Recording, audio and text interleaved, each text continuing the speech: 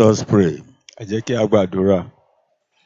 Once more, Father, we're in your presence. Come and bless us in Jesus' name. Lẹ́ẹ̀kan sí bàbá wà níwájú yín, ẹ bùkún fún wa ní orúkọ Jésù.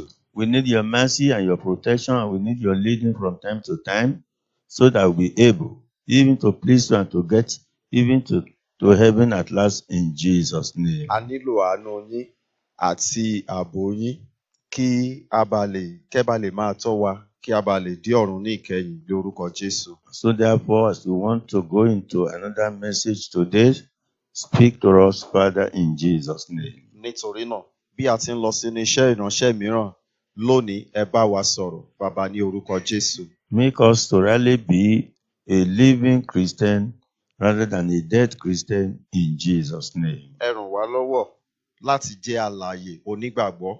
A ò fẹ́ jẹ́ òkú Kristẹni lórúkọ Jésù. In Jesus' name we pray. Ní orúkọ Jésù ni a gbàdúrà. We are going into another topic of study today. À ń wo àkórí iṣẹ́ ìránṣẹ́ mìíràn lónìí. And it's an important message that affects everybody. Ó sì jẹ́ iṣẹ́ ìránṣẹ́ tó ṣe pàtàkì tó kan gbogbo ènìyàn. And by the time God gave me this message, I was wondering, what am I going to say? Lákòókò tọ́lọ́run fún mi ní iṣẹ́ ìránṣẹ́ yìí, mo ń ronú nípa rẹ̀ pé kí ni n ó sọ.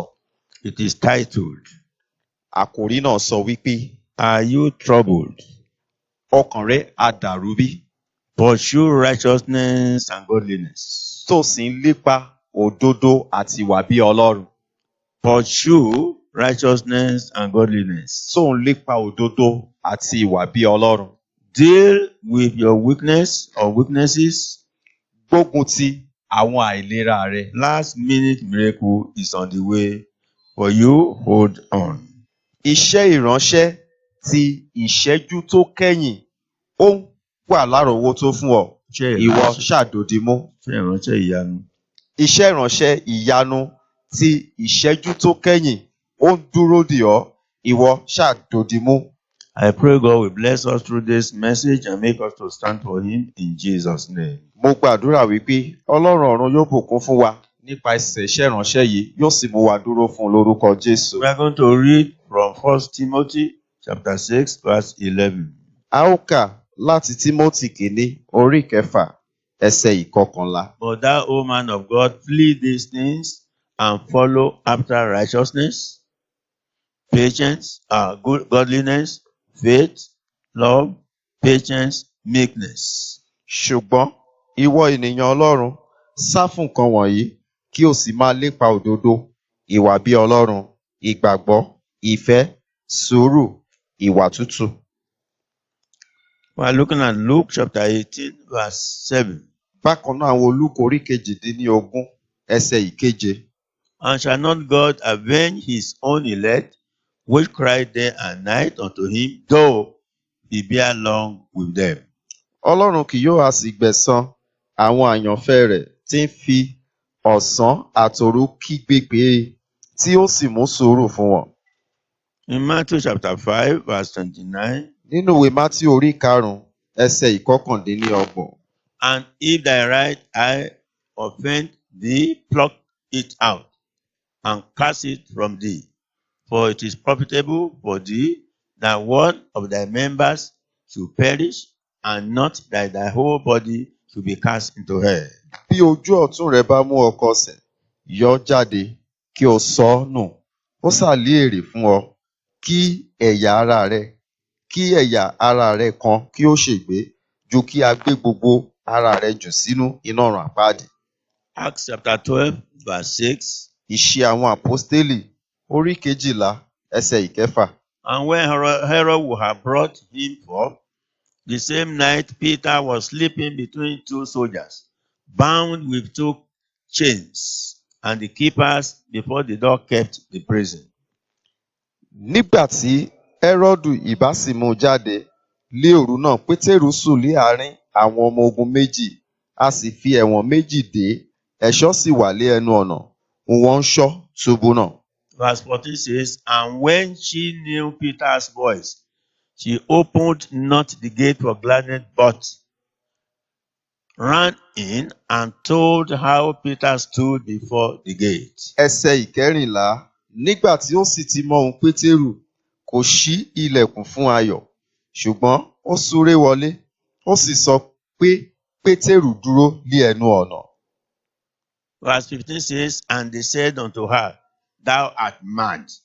But she constantly affirmed that it was even so. Then said they, it is his angel, it is his angel. Ẹsẹ̀ ìkarùndínlógún. Wọ́n sì wí fún un pé ìwọ ń ṣiwèrè, ṣùgbọ́n ó tẹnu mọ́ gidigidi pé bẹ́ẹ̀ ni. Wọ́n sì wí pé áńgẹ́lì rẹ̀ ni. When we look at Joshua chapter 1 verse 5. Tí a bá wo Joshua orí ìkarùn-ún ẹsẹ̀ Chapter 1. Joshua orí kìíní ẹsẹ̀ ìkarùn-ún. There shall not any man be able to stand before thee all the days of thy life. As I was with Moses, so will I be with thee. I will not fail thee, nor forsake thee. Kì yóò sí ọkùnrin kan tí yóò lè dúró níwájú rẹ̀ lé ọjọ́ ayé rẹ̀ gbogbo. Gẹ́gẹ́ bí mo ti wà pẹ̀lú Mósè, bẹ́ẹ̀ ni èmi ó wà pẹ̀lú rẹ. Èmi kì yóò fi ọ́ sílẹ̀, bẹ́ẹ̀ ni èmi kì yóò kọ̀ ọ́. Don't forget, the title of the message is, Are you troubled? Pursue righteousness and godliness, and deal with your weaknesses. Last minute miracle is on the way for you. Hold on. Má ṣe gbàgbé wípé àkòrí iṣẹ́ ìránṣẹ́ tí à ń gbé yẹ̀wò òun náà ni pé ó wá ń dààmú bí tó sì ń lépa òdodo àti ìwà bí Ọlọ́run. Gbógun ti àìlera rẹ torí pé iṣẹ́ ìyanu ti ìṣẹ́jú tó kẹ́yìn ó ti wà lójú ọ̀nà. Let me ask you, are you troubled? Jẹ́ kí n wá bi ọ́ léèrè, ó wá ń dààmú bí? Let me tell you that there is nobody Ṣùgbọ́n jẹ́ kí n wá sọ fún ọ wípé kò sí ẹnìkan or no country tàbí orílẹ̀-èdè kan in this world that has not got any problem in life. nínú ayé tá a wà yìí tí kò tíì dojúkọ ìṣòro kan. But I have good news for you. Ṣùgbọ́n mo ní ìròyìn rere kan fún ọ. We have a Father, Almighty God, who is a defender of the defenseless. A ní bàbá kan, Ọlọ́run alágbára, ẹni tó jẹ́ ààbò àwọn tí kò ní ààbò. He is our shield and high tower. Ó jẹ́ asà wa àti ilé ìṣọ́ gíga wa. In Proverbs 18:10, Nínú ìwé Òwe orí kejìdínlógún the Bible says, ẹsẹ̀ ìkẹwàá. the name of the Lord is a strong tower. The righteous run into it and is saved. Bíbélì sọ wípé orúkọ Olúwa ilé ìṣọ́ agbára ni, olódodo sá wọnú rẹ̀, ó sì là. The righteous can easily run to at any time and remain secured. Ó jẹ́ ilé ìṣọ́ tí olódodo lè fi tìrọ̀rùn sá wọnú rẹ̀, kó sì wà nínú ààbò. He is the security upon whom one should base his life. Ó jẹ́ ààbò lórí èyí tí ó yẹ kí ènìyàn kí ó gbé ara rẹ̀ lé. And I say, you will always be delivered in extreme circumstances. Mo wá ń sọ fún ọ wípé ní gbogbo ìgbà la ó máa gbà ọ́ nínú ohunkóhun tó bá ń là kọjá. Let me ask you again, are you in any problem?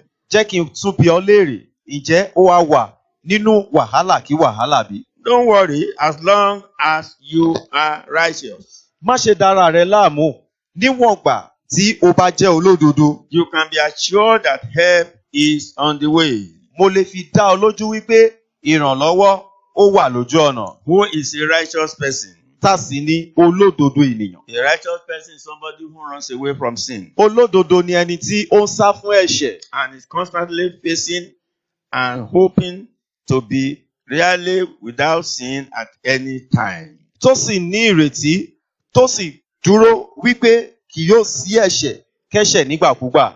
And so therefore, if you are righteous, Nítorí náà tó bá jẹ́ olódodo, you can be assured that help is on the way for you from God. mo lè fi dá ọ lójú wípé ìrànlọ́wọ́ rẹ ó wà lójú ọ̀nà láti ọ̀dọ̀ Ọlọ́run. We have to pray this prayer O with ní lá- fervency 3 times. O ní láti gba àdúrà yìí ní ìgbà mẹ́ta kó o gbà á kó gbóná girigiri.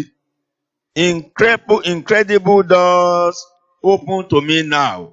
Turn my mourning to dancing and my tears to joy. Ilẹ̀kùn àìtàsé ṣí sílẹ̀ fún mi báyìí kí o sì yí ọ̀fọ̀ mi padà sí ijó. Incredible doors open to me now. Turn my mourning to dancing and my tears to joy. Ilẹ̀kùn àìtàsé ṣí sílẹ̀ fún mi báyìí kí o yí ọ̀fọ̀ mi padà sí ijó àti omijé mi padà sí ayọ̀. Lastly, incredible doors open to me now. Turn my mourning to dancing and my joy and my tears to joy in Jesus' name. Nígbà kẹta, ilẹ̀kùn àìtàsé ṣí sílẹ̀ fún mi báyìí yí ọ̀fọ̀ mi padà sí ijó kí o sì yí omijé mi padà sí ayọ̀. It shall be so in the mighty name of Jesus. Yóò sì rí bẹ́ẹ̀ ní orúkọ ńlá Jésù. Do you know God rules in the affairs of men? Ǹjẹ́ o jẹ́ mọ̀ wípé Ọlọ́run ń jọba nínú ìṣètò ayé ènìyàn To deliver the righteous from calamity. láti gba àwọn olódodo kúrò nínú làálàá. I say he will stand by you during the attacks of the devil in the name of Jesus. Mo sọ wípé yóò dúró tì ọ́ nígbàkúgbà tí àwọn ọ̀tá bá ń dojúkọ ọ́ lórúkọ Jésù. He is king over all nations. Ó jẹ́ ọba lórí gbogbo orílẹ̀-èdè. He is mightier than your enemies. Ó lágbára ju àwọn ọ̀tá rẹ lọ. In Isaiah 49. Nínú ìwé Àìsáyà orí kọkàndínníàádọ́ta. In Isaiah 49 verse 24 to 26. Ìwé Àìsáyà orí kọkàndínníàádọ́ta ẹsẹ̀ ìkẹrìnléníogún sí ìkẹrìndínlọ́gbọ̀n. Shall the prey be taken from the mighty, or the lawful captive delivered? A lè gba ìkógun lọ́wọ́ alágbára bí tàbí a lè gba àwọn òǹdè lọ́wọ́ àwọn ẹni tí wọ́n tọ́ fún. Verse 25 says, But thus says the Lord, even the captives of the mighty, that is, those who rarely left their homes and went to meet evil people, the juju men and the mighty men in darkness, these are referred to as captives of the mighty. The Bible says, shall be taken away, and the prey of the terrible shall be delivered. For I will contend with him that contended with thee, and I will save thy children. Ṣùgbọ́n báyìí ni Olúwa wí, a ó tilẹ̀ gba àwọn òǹdè kúrò lọ́wọ́ àwọn alágbára, yẹn ni àwọn tí wọ́n fi lé wọn sílẹ̀, tí wọ́n lọ sí ọ̀dọ̀ babaláwo tàbí ọ̀dọ̀ adáhunṣe, tí wọ́n lọ gba agbára kan tàbí òmíràn. Bíbélì sọ wípé a ó sì gba ìkógun lọ́wọ́ àwọn ẹni ẹ̀rù, nítorí ẹni tí ó ń bá ọ jà ni èmi ó bá jà, èmi ó sì gba àwọn ọmọ rẹ là. Verse 26, I will feed them that oppress thee with their own flesh, and they shall be drunk with their own blood, as with sweet wine. And all flesh shall know that I, the Lord, I am thy Savior and thy Redeemer, the mighty one of Jacob. Ẹsẹ̀ ìkẹrìndínlọ́gbọ̀n. Àwọn tí ó ní ọ lára lé èmi ó fi ẹran ara wọn bọ́. Wọ́n ó mu ẹ̀jẹ̀ ara wọn lé àmuyó bí ọtí wáìnì dídùn. Gbogbo ẹran ara yóò sì mọ̀ pé èmi Olúwa ni olùgbàlà àti olùràpadà rẹ, ẹni alágbára ti Jákọ́bù. Saul and Silas, when they were chained. Sọ́ọ̀lù àti Sílà nígbà tí a fi ẹ̀wọ̀n dè wọ́n. In Acts chapter 20, in Acts chapter 16, verse 22. Nínú Ìṣe àwọn Àpọ́stélì orí kẹrìndínlógún ẹsẹ̀ ìkejìléníogún. And the multitude rose up together against them, and the magistrates rent off their clothes and commanded to beat them. Ọ̀pọ̀ ènìyàn sì jùmọ̀ dìde sí wọn. Àwọn olórí sì fà wọ́n lé aṣọ ya. Wọ́n sì pàṣẹ pé kí a fi ọ̀gọ lù wọ́n. Verse 23 says, and when they had laid many stripes upon them, they cast them into prison. Ẹsẹ̀ ìkẹtàléníogún sọ wípé nígbà tí wọ́n sì lù wọ́n púpọ̀, wọ́n sọ wọ́n sínú túbú. Charging the jailer to keep them safely. Wọ́n kìlọ̀ fún onítúbú kí ó pa wọ́n mọ́ dáradára. Verse 24 says, who haven't received such a charge, thrust them into the inner prison and made their feet fast in the stocks. Ẹsẹ̀ ìkẹrìnléníogún wípé nígbà tí ó gbọ́ irú ìkìlọ̀ bẹ́ẹ̀, ó sọ wọ́n sínú túbú ti inú lọ́hùn, ó sì kan àbà mọ́ wọn ní ẹsẹ̀. And at midnight, Paul and Silas prayed and sang praises unto God, and the prisoners heard them. Ṣùgbọ́n láàrin ọ̀gànjọ́, Paul òun Sílà ń gbàdúrà, wọ́n sì ń kọrin ìyìn sí Ọlọ́run, àwọn ará túbú sì ń tẹ́tí sí wọn. And what happened? And suddenly there was a great earthquake, so that the foundations of the prison were shaken.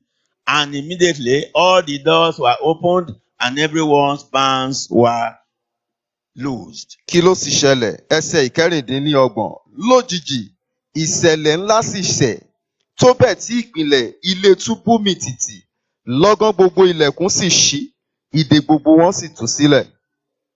And verse 27 says, and the keeper of the prison, awaking out of his sleep, and seeing the prison doors open, he drew out his sword and would have killed himself, supposing that the prisoner had been fled. Ẹsẹ̀ ìkẹtàdínlọ́gbọ̀n sọ wípé nígbà tí onítúbú sì tají, tí ó sì rí i pé àwọn ilẹ̀kùn túbú ti ṣí sílẹ̀, ó fa idà rẹ̀ yọ, ó sì fẹ́ para rẹ̀, ó ṣe bí àwọn ará túbú ti sá lọ. And so therefore, like Paul and Silas, when you are in problem, you must have faith. Nítorí náà, gẹ́gẹ́ bí Paul àti Sílà, nígbà tó bá wà nínú wàhálà, o gbọ́dọ̀ ní ìgbàgbọ́.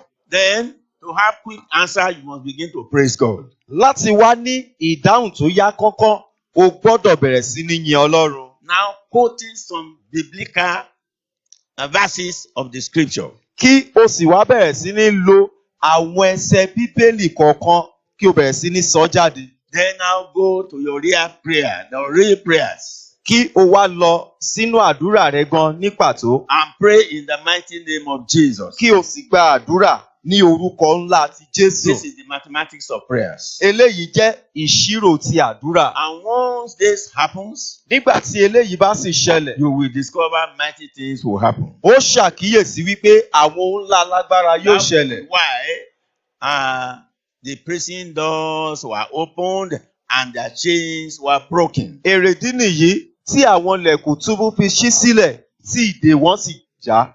God delivered them. Ọlọ́run gbà wọ́n. God shall surely deliver you from all your temptations and tribulations in Jesus' name. Ọlọ́run dájúdájú yóò gbà ọ́ lọ́wọ́ gbogbo ìyíríwo rẹ àti gbogbo ìpọ́njú rẹ ní orúkọ Jésù. Hand over all your enemies Kó to gbogbo the Lord.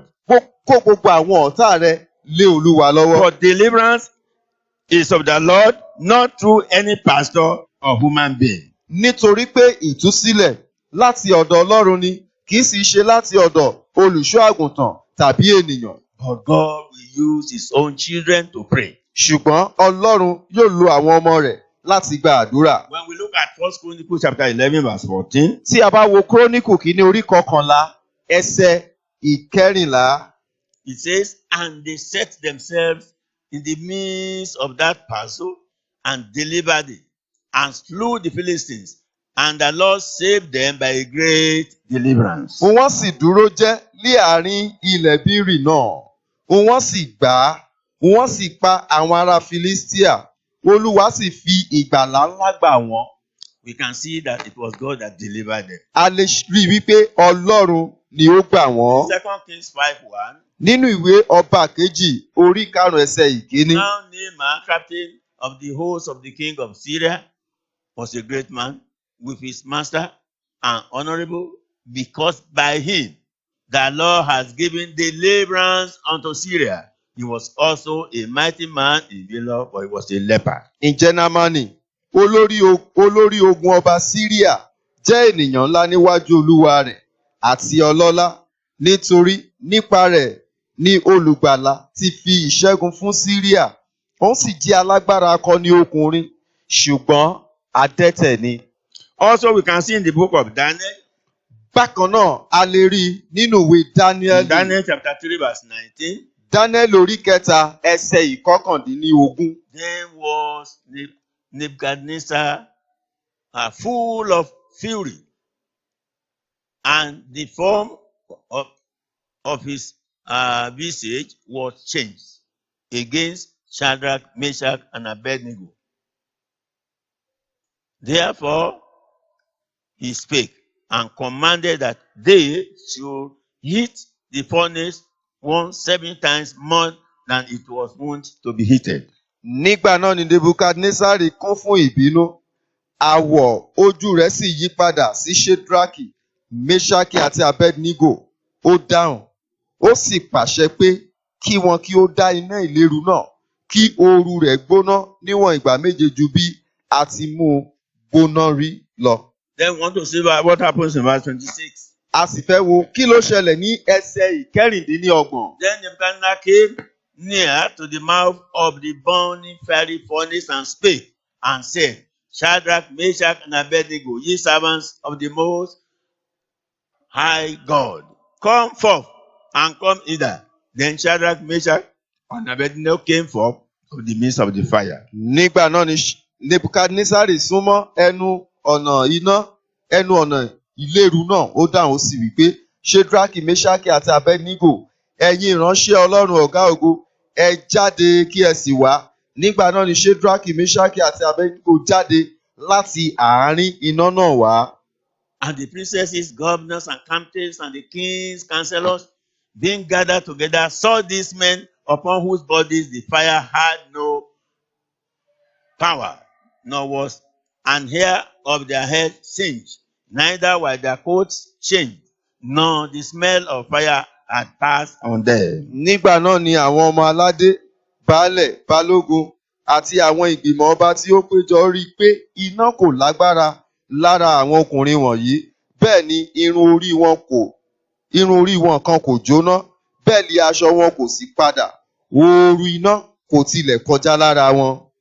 Then verse 28 says, Then Nebuchadnezzar spake and said, Blessed be the God of Shadrach, Meshach, and Abednego, who have sent his angel and delivered his servants that trusted in him, and have changed the king's word and yielded their bodies, that they might not serve nor worship any god except their own God. Nígbà náà ni Nebukadnesari dáhùn ó sì wí pé, olùbùkún ni Ọlọ́run Ṣédrákì, Méṣákì àti Abednego, ẹni tí ó rán áńgẹ́lì rẹ̀ tí ó sì gba àwọn ìránṣẹ́ rẹ̀ là, tí ó gbẹ́kẹ̀lé e.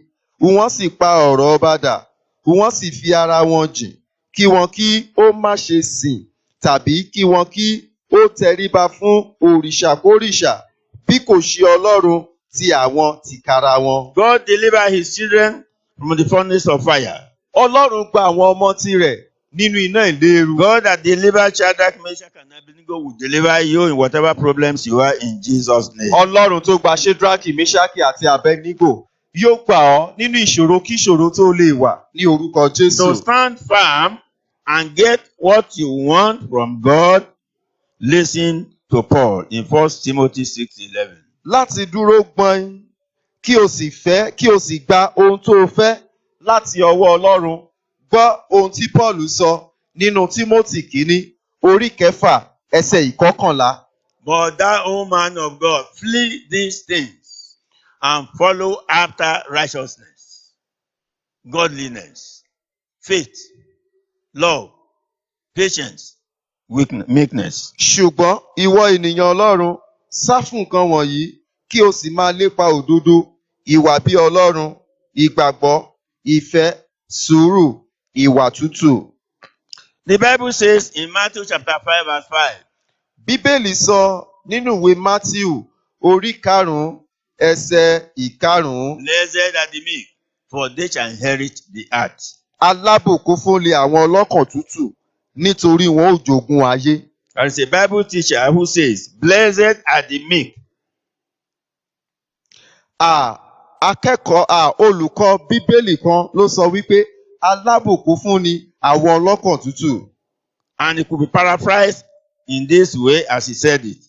A sì lè sọ bákan náà lọ́nà yìí gẹ́gẹ́ bí ó ti sọ. Blessed are those who remain strong, calm, and assured in the midst of life's most difficult circumstances. Alábùkún fún ni àwọn tí wọ́n dúró, àwọn tí wọ́n le, tí wọ́n fọkàn balẹ̀, tí wọ́n sì ní ìdánilójú láàárín gbùngbùn àwọn ìṣòro tàbí ohun tó ń dojúkọ wọ́n.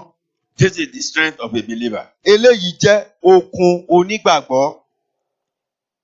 In your problems, are you calm? Nínú wàhálà rẹ, nínú àwọn wàhálà rẹ, ǹjẹ́ òun mú sùúrù bí? Do you remain strong? Ǹjẹ́ òun jẹ́ alágbára bí? Do you trust God? Ǹjẹ́ o gbẹ́kẹ̀lé Ọlọ́run bí? Then the question is, Ìbéèrè náà wá ní wípé who is the stronger? ta ni alágbára? Listen to know your stand with God, whether you are strong or not. Wá And tẹ́tí change. láti mọ ìdúró rẹ níwájú Ọlọ́run yálà o jẹ́ alágbára tàbí bẹ́ẹ̀ kọ́. Is it the person when in problems gives in to rage and become physically or verbally abusive and show no respect and become proud?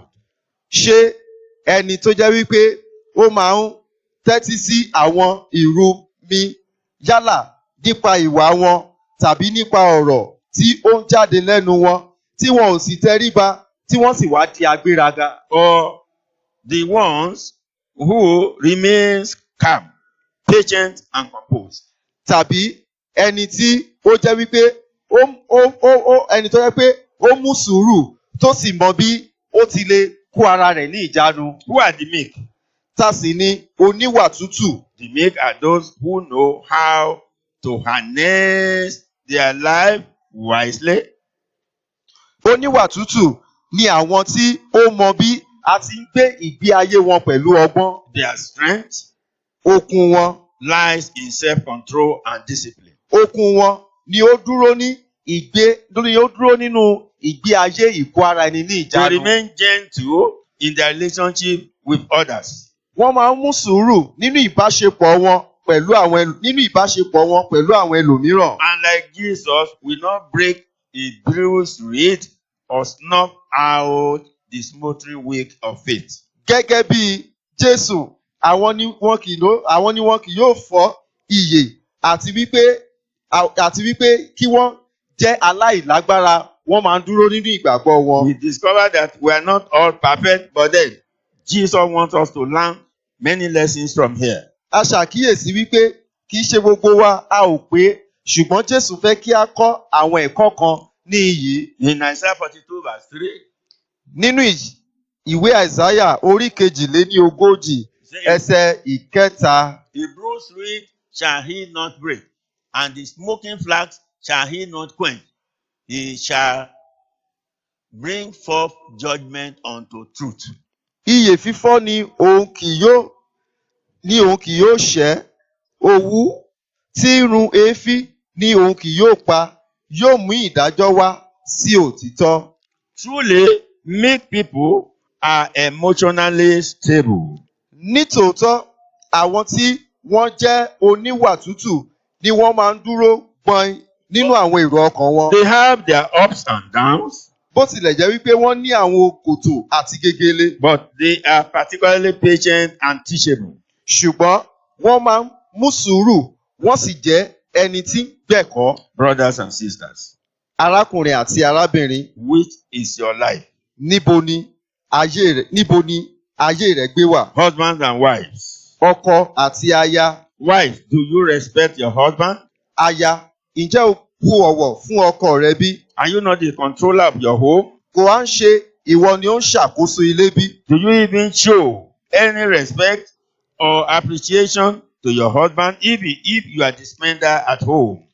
Ǹjẹ́ ó máa ń fi ìrẹ̀lẹ̀ tàbí ó máa ń fi ọpẹ́ hàn fún ọkọ rẹ bó tilẹ̀ jẹ́ wípé ó lè jẹ́ ìwọ ni ò ń gbé ọ̀pọ̀lọpọ̀ ẹrù nínú ilé? Husbands, do you care and love your wife? Ọkọ, ǹjẹ́ o bìkítà tí o sì fẹ́ràn aya rẹ bí? And do the necessary things? Tó sì ń ṣe àwọn ohun tó tọ́? Who is proud amongst you, husband or wife? Ta ni ó sì wá ń gbéraga láàrin yín, ọkọ tàbí aya? Then the Bible says that we should behave like Jesus in Ephesians 5. Bíbélì wa sọ fún wa wípé ká hùwà bíi ti Jésù nínú Éfésù orí Verse 5 22. ẹsẹ̀ 22. Wives, submit yourselves unto your own husbands as unto the Lord, as unto the Lord. Ẹ̀yin aya, ẹ máa tẹríba fún àwọn ọkọ yín gẹ́gẹ́ bí fún Olúwa. Verse 23 says, for the husband is the head of the wife, even as Christ is the head of the church. Ẹsẹ̀ ìkẹtàléníogún wípé nítorí pé ọkọ ní ṣe orí aya gẹ́gẹ́ bí Kristi ti ṣe orí ìjọ ènìyàn rẹ̀. And he is the savior of the body. Òun sì ni olùgbàlà ara. In verse 24, therefore, as the church is subject unto Christ, so let the wives be to their own husbands in everything. Ẹsẹ̀ ìkẹrìnléníogún nítorí náà gẹ́gẹ́ bí ìjọ ti tẹríba fún Kristi bẹ́ẹ̀ sì ni kí àwọn aya kí ó máa ṣe sí ọkọ wọn ní ohun gbogbo. Husbands, love your wives, even as Christ also loved the church and gave himself for it. Ẹ̀yin ọkọ, ẹ fẹ́ràn àwọn aya yín gẹ́gẹ́ bí Kristi sì ti fẹ́ràn ìjọ tí ó sì fi ara rẹ̀ fún un. That he might sanctify and cleanse it with the washing of water by the word. Kí òun kí ó lè sọ ọ́ di mímọ́ lẹ́yìn tí a ti fi ọ̀rọ̀ wẹ̀ ẹ́ mọ́ nínú agbada omi. That he might present it to himself a glorious church, not having spot or wrinkle or any such thing, but that it will be holy and without blemish. Kí òun kí ó lè mú un wá sọ́dọ̀ ara rẹ̀ bí ìjọ tí ó ní ògo, ní àìní àbàwọ́n tàbí àléébù kan tàbí irú kan báwọn nì, ṣùgbọ́n kí ó lè jẹ́ mímọ́ àti aláìní àbùkù. So ought men to love their wives as their own bodies. He that loveth his wife loveth himself. Bẹ́ẹ̀ ni ó tọ́ kí àwọn ọkùnrin kí ó máa fẹ́ràn àwọn aya wọn gẹ́gẹ́ bí ara wọn tìkára wọn. I want us to go back to this Ephesians 5:22-28 and read it as many times as possible and pray.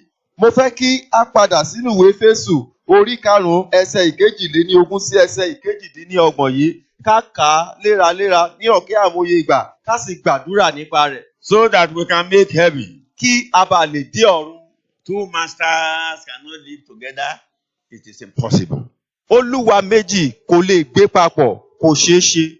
And I want to tell you, righteousness or godliness are not optional. Mo sì wá fẹ́ sọ fún ọ wípé òdodo àti ìwà bí Ọlọ́run kì í ṣe bóyá mo fẹ́.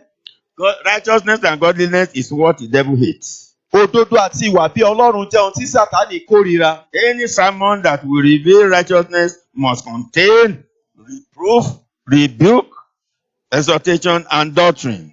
Iṣẹ́ ìránṣẹ́ kí iṣẹ́ ìránṣẹ́ tí yóò bá fi òtítọ́ wọn irú iṣẹ́ ìránṣẹ́ bẹ́ẹ̀ ó ní láti tọ́ni, ó ní láti báni wí, ó ní láti runi lọ́kàn sókè àti kó jẹ́ ẹ̀kọ́ tó yè kooro. Righteousness and godliness show hatred for sin.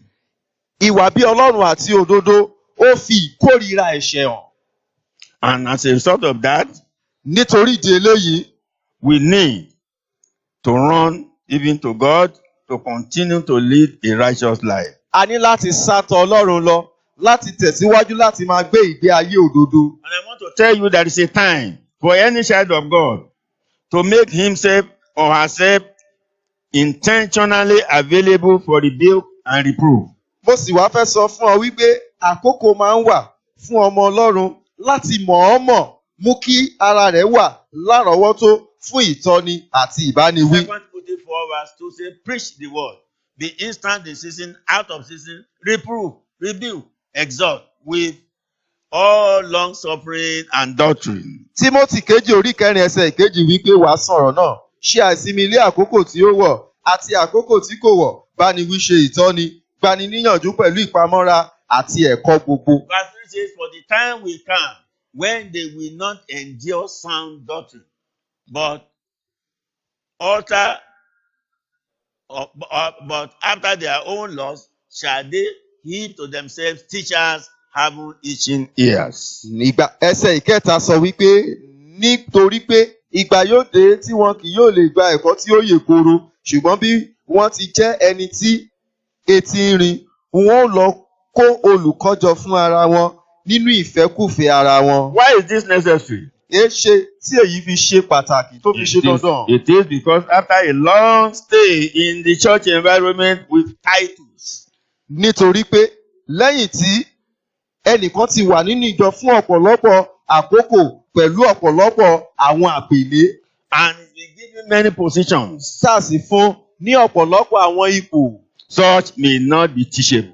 irú ènìyàn bẹ́ẹ̀ ó lè má ṣe é kọ́ mọ́. We can see at the time that Adam and Eve sinned, A lè rí i wípé lákòókò tí Ádámù àti Éfà dẹ́ṣẹ̀, there was no record in the Bible that Adam was even given the law. kò sí ibì kan tá a kọ sí nínú Bíbélì wípé a tilẹ̀ fún Ádámù ní àwọn òfin, He was given the law. wípé a fún ní àwọn òfin. But by the time the wife deceived her and he sinned against God, there was no time he said sorry to God.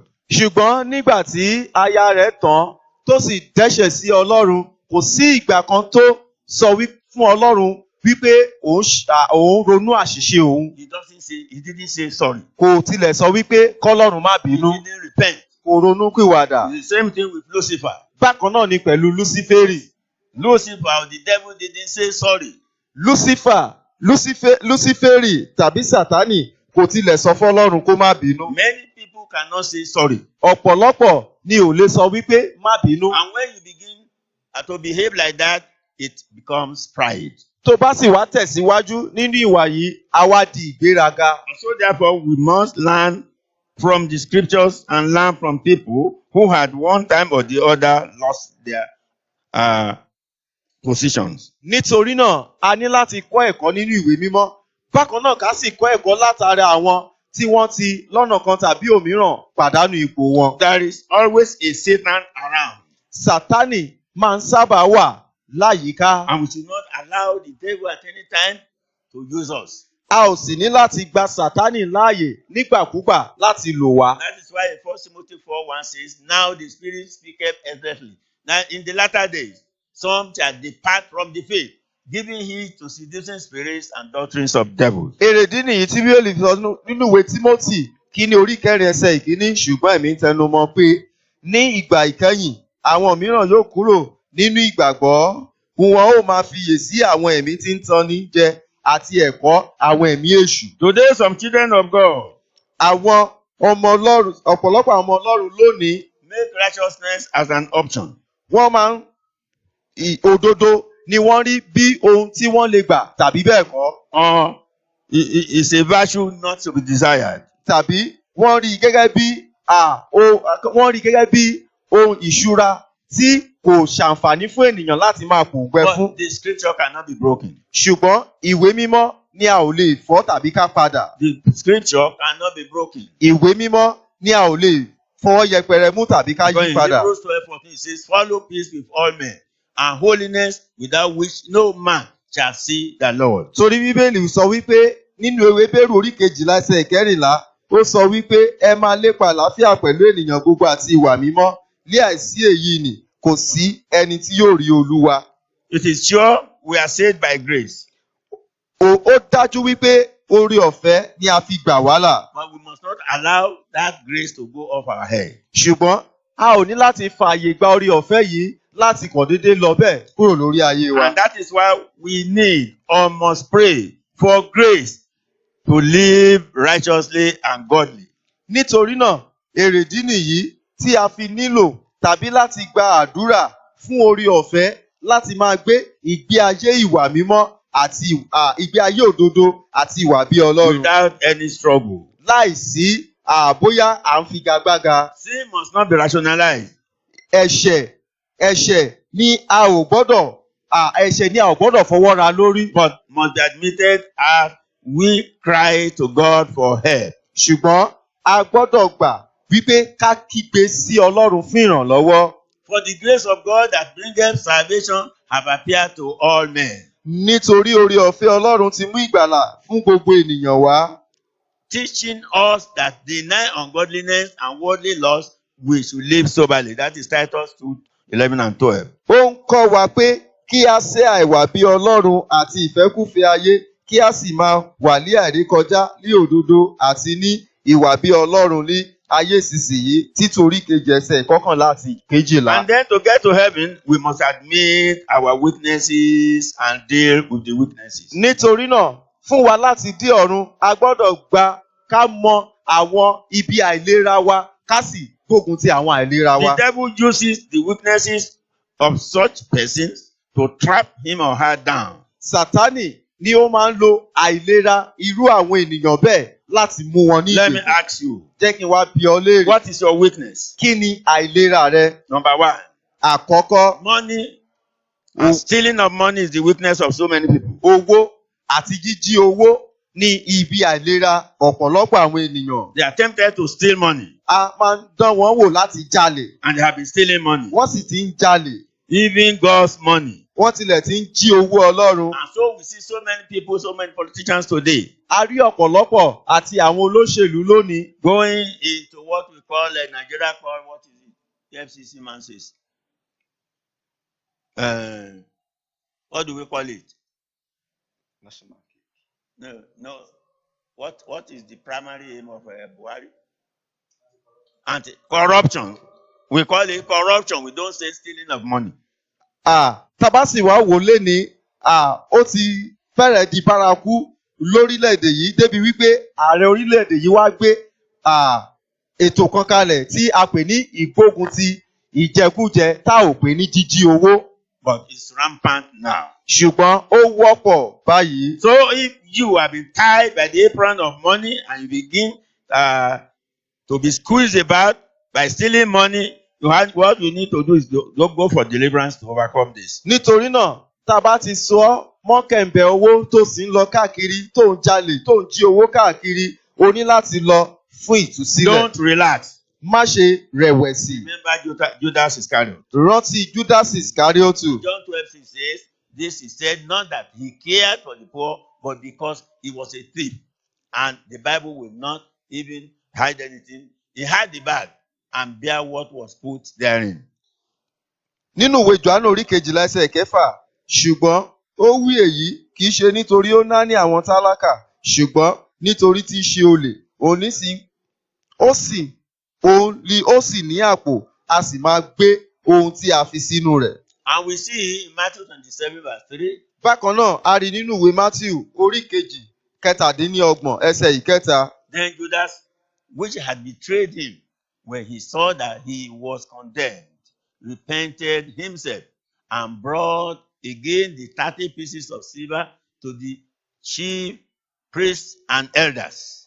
Nígbà náà ni Júdásì, ẹni tí ó fi yíyọ̀, nígbà tí ó rí i pé a dá a lẹ́bi, ó ronúpìwàdà, ó sì mú ọgbọ̀n owó fàdákà náà padà wá sọ́dọ̀ àwọn olórí àlùfáà àti àwọn He àgbààgbà. repented to himself Ó ronúpìwàdà fúnra ara rẹ̀ because he saw that he had been condemned. torí pé ó rí i pé a ti dá òun lẹ́bi. Then having got to the chief priest, say, I have sinned in that I have betrayed the innocent blood.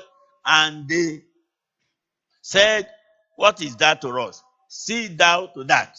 Nígbà tí ó sì dé ọ̀dọ̀ àwọn olórí àlùfáà, ó wí pé èmi ṣẹ̀ lé èyí tí mo fi ẹ̀jẹ̀ aláìṣẹ̀ hàn, wọ́n sì wí pé kó kan wá, máa bójútó. And he cast down the pieces of silver, verse 5, in the temple and departed and went and hanged himself. If he had repented, he wouldn't have done this. Ẹsẹ̀ ìkarùn-ún, ó sì dáwó fàdákà náà sílẹ̀ ní tẹ́ḿpìlì, ó sì jáde, ó sì lọ èso. Tó bá jẹ́ wípé ronúpìwàdà, kì bá má ti ṣe léyìí. Another thing we knew about Moses was Moses had one weakness. Ohun mìíràn tí a mọ̀ nípa Mósè ni pé Mósè ní àìlera kan. And that was anger. Òun sì ní ìbínú. That was anger. Òun sì ní ìbínú. I pray that anger be destroyed in our lives in Jesus' name. Mo gbàdúrà pé ìbínú yóò di píparun nínú ayé wa The root lórúkọ of Jésù. anger be uprooted in our lives in Jesus' name. Gbòǹgbò ìbínú la ó fà tú kúrò nínú ayé wa lórúkọ Jésù. Sometimes he overcame it. He seemed to overcome this anger. Ó dàbí ẹni wípé ó borí, ó dàbí ẹni pé ó ti borí ìrunú yìí. Because the Bible says in Numbers 12:3. Torí Bíbélì sọ nínú ìwé Númérì orí kejìlá ẹsẹ̀ ìkẹta wípé. In Numbers chapter 12 verse 3. Númérì orí kejìlá ẹsẹ̀ ìkẹta. That now the man Moses was very meek above all the men which were upon the face of the earth. Ó wí pé ṣùgbọ́n ọkùnrin náà Mósè ó ṣe ọlọ́kàn tútù ju gbogbo ènìyàn lọ tí ń bẹ lórí ilẹ̀. But he relaxed. Ṣùgbọ́n ó sùn tẹ́tẹ́rẹ́. It is the devil. Sátánì ló fà á. Anger prevented him to reach the promised land. Ìrunú ìbínú yìí ló dí i lọ́wọ́ ló dí i lọ́nà láti dé ilẹ̀ ìlérí. Because of the people who also failed even to get even to the promised land. Nítorí àwọn ènìyàn tí àwọn náà kùnà láti dé ilẹ̀ ìlérí. They made him to get angry, and anybody who makes another person to get angry will not even get to where God wants the person to be. Wọ́n mú kó bínú. Ẹnikẹ́ni tó bá sì mú kí ẹnìkejì rẹ̀ bínú, òun gan kì yóò débi tán Ọlọ́run fẹ́ kó dé. Numbers 20 verses 8 to 12. We're not going to read it because of our time. Ìwé Númérì orí 20 ẹsẹ̀ ìkẹjọ sí ìkejìlá a ò ní kà á nítorí àkókò But wa. Numbers 26, 3 to 4. Ṣùgbọ́n Númérì orí 19 ẹsẹ̀ ìkẹta àti ìkẹrin. Numbers 26 verses 3 and 4. Númérì orí 19 ẹsẹ̀ ìkẹta àti ìkẹrin. And Moses and Eleazar the priest spake with them in the plains of Moab by Jordan near Jericho, saying, Mósè àti Eliésérì àlùfáà ni ó sọ fún wọn ní pẹ̀tẹ́lẹ̀ Móábù lẹ́bàá Jọ́dánì létí Jẹ́ríkò pé. Take the sum of the people from 20 years old and above, as the Lord commanded. Ẹ ka iye àwọn ènìyàn náà láti ẹni 20 ọdún lọ àti jù bẹ́ẹ̀ lọ bí Olúwa ti pàṣẹ. And from 20 years onward were the people who started the journey again, because all others had made Moses even to get angry. They couldn't get to the promised land. Àwọn ọmọ 20 ọdún sókè ni àwọn tí wọ́n tẹ̀síwájú nínú ìrìn àjò yìí nítorí wípé iyejú àwọn tí wọ́n mú kí Mósè kí wọ́n bínú wọn ò lè dé ilẹ̀ ìlérí. Whatever your weaknesses, Ohunkóhun tí àìlera rẹ lè jẹ́. it could be fornication, Ó lè jẹ́ àgbèrè ni. it could be adultery, Ó lè jẹ́ it could be panṣágà. telling lies, Ó lè jẹ́ irọ́ pípa. it could be covetousness, Ó lè jẹ́ it ojúkòkòrò. could be cunningness. Ó lè jẹ́ àrékérekè, ọgbọ́n àrékérekè. Everybody knows his or her weaknesses. Gbogbo ènìyàn pátápátá ló mọ ibi àìlera ara rẹ̀. Something, for example, Sámsónì fún àpẹẹrẹ who had a weakness, tó ní ibi àìlera kan. love for women, Ìfẹ́ obìnrin. love for women, Ìfẹ́ fún obìnrin. love for women. Ìfẹ́ fún obìnrin. In Judges 16, Nínú ìwé onídàájọ́ orí 16 ẹsẹ̀ ìkíní. then went Samson to Gaza and saw there an harlot and went in unto her. Sámsónì sì lọ sí Gásà. Ó sì rí obìnrin panṣágà kan níbẹ̀. Ó sì wọlé tọ̀ ọ́. Verse 4 says, and it came to pass afterward that he loved a woman in the valley of Sorek, whose name was Delilah. Yes. This Delilah was the person who was responsible for scattering his life. Ẹsẹ̀ ìkẹrin sọ wípé ó sì ṣe lẹ́yìn èyí nì ó sì fẹ́ obìnrin kan ní àfonífojì Sórékì a sì máa pe orúkọ rẹ̀ ní Dẹ̀lílà. Dẹ̀lílà yìí náà ló ṣàtọ́nà fún bí a ti da ayé rẹ̀ rú. Run to God, whatever your weaknesses may be. Ohunkóhun tí àìlera rẹ lè jẹ́ sátọ̀ Ọlọ́run lọ. Fast and pray. Kí o gba àwẹ̀ kó o gba àdúrà. You shall be delivered in Jesus' name. A ó sì gbà ọ́ ní orúkọ Jésù. And I'm saying, as we are going to finish this message, accept last minute miracle of your life. Mo sì ń sọ fún ọ bí a ti ń lọ sí òpin iṣẹ́ ìránṣẹ́ yìí máa retí iṣẹ́ ìyanu ayé rẹ ti ìṣẹ́jú tó kẹ́yìn. And your joy shall be complete in the name of Jesus. Ayọ̀ rẹ yóò sì pé ní orúkọ Jésù. Do you know it remains last day for the thief on the cross for heaven to close on him? Ìjọ jẹ́ mọ̀ wípé ó kù ọjọ́ tó kẹ́yìn fún olè orí igi àgbélébù fún ọ̀run láti sé mọ́. In Luke chapter 23, Nínú ìwé Lúùkù orí 23. verse 40 says, but the other answering rebuked him, saying, Does not thou fear God, seeing that thou art in the same condemnation? Ẹsẹ̀ 40 sọ wípé ṣùgbọ́n èyí èkejì dáhùn ó ń bá a wípé ìwọ kò bẹ̀rù Ọlọ́run tí ìwọ wà nínú ẹ̀bi kan náà. And we indeed justly, for we receive the due reward of our deeds, but this man have done nothing amiss. Ní ti àwa, wọ́n jàre nítorí ohun tí a ṣe ni àwa ń jẹ, ṣùgbọ́n ọkùnrin yìí kò ṣe ohun búburú kan. And this thief, who was not justifying himself, says, and he said unto Jesus, Lord, remember me when thou comest into thy kingdom. Olè yìí tí kò dá ara rẹ̀ láre, ó sì wí pé Jésù rántí mi nígbà tí ìwọ bá dé ìjọba rẹ. And what happened? Kí lohun tó sì ṣẹlẹ̀? Verse 43 says, and Jesus said unto him, verily I say unto thee, today shalt thou be with me in paradise. Ẹsẹ̀ ìkẹtàléní ogójì wípé Jésù sì wí fún un pé lóòótọ́ ni mo wí fún ọ, lónìí ni ìwọ wà pẹ̀lú mi ní paradísè. We can see this man was the luckiest man on earth. A lè rí ọkùnrin yìí tó ṣoríire jùlọ nínú ayé. Perhaps he had been stealing and stealing and stealing and stealing and stealing. Bóyá ó tilẹ̀ ti ń jalè tó ti ń jalè. But then, last minute, last day, for total condemnation to go to hell, oh, he met Jesus. Ṣùgbọ́n síbẹ̀, ní ìṣẹ́jú tó kẹ́yìn, lọ́jọ́ tó kẹ́yìn láti lọ sí ọ̀run àpáàdì, ó bá Jésù pàdé. I pray you will meet Jesus today. You have not met him in the mighty name of Jesus. Mo gba àdúrà wípé ó bá Jésù pàdé lónìí tó kò bá tí ì bá pàdé lórúkọ Jésù. At the same time, also, the next day, Peter would have been killed. Bákan náà, ní ọjọ́ kejì tí a bá pa Pétérù, That night, that midnight, ní òru náà, before the day, something happened. kí ilẹ̀ tó mọ́, ohun kan ṣẹlẹ̀. In Acts 12, Nínú Iṣẹ́ àwọn Àpọ́stélì orí kejìlá ẹsẹ̀ ìkẹfà. and when Herod would have brought him forth, the same night Peter was sleeping between two soldiers, bound with two chains, and the keepers before the door kept the prison. Nígbà tí Hẹ́rọ́dù ìbá sì mú un jáde, ní òru náà Pétérù sùn lé àárín àwọn ọmọ ogun méjì. A fi ẹ̀wọ̀n méjì dé, ẹ̀ṣọ́ sì wà ní ẹnu ọ̀nà fún wọn ṣọ́ túbú náà. And behold, the angel of the Lord came upon him, and a light shined in the prison. And he smote Peter on the side and raised him up, saying, arise up quickly.